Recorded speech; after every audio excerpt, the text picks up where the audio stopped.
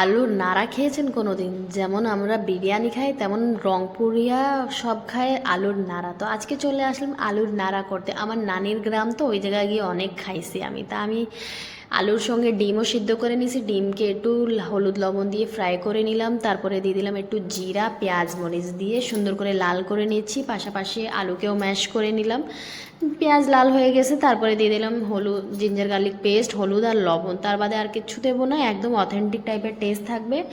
এত টেস্টি হয়, একবার রান্না করে খান। সুন্দর করে কষানো হয়ে গেছে, দিয়ে দিলাম আলুকেও কষা নেবো, হালকা পাতলা ম্যাশ করে নিলাম আরও। তারপরে দিয়ে দিলাম আরও একটু পানি। পানি দিয়ে দিয়ে ভালো করে আলুকেও কষায় নিয়ে তারপরে অ্যান্টে দিয়ে দেবো ভালো করে পানি, মন ভরে দিয়ে দিলাম। তারপরে দিয়ে দিলাম ডিমটাকে দিয়ে সুন্দর করে আরেক পাশে বসায় দিলাম। এই পাশে রুটি করে নিচ্ছি।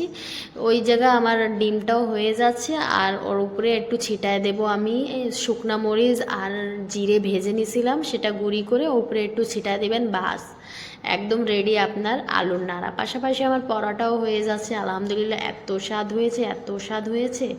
একবার বানিয়ে খান, এত মজা লাগবে। প্রতি সপ্তাহে রান্না করবেন, দেখলেই একদম লোভনীয় হয়ে গেছে।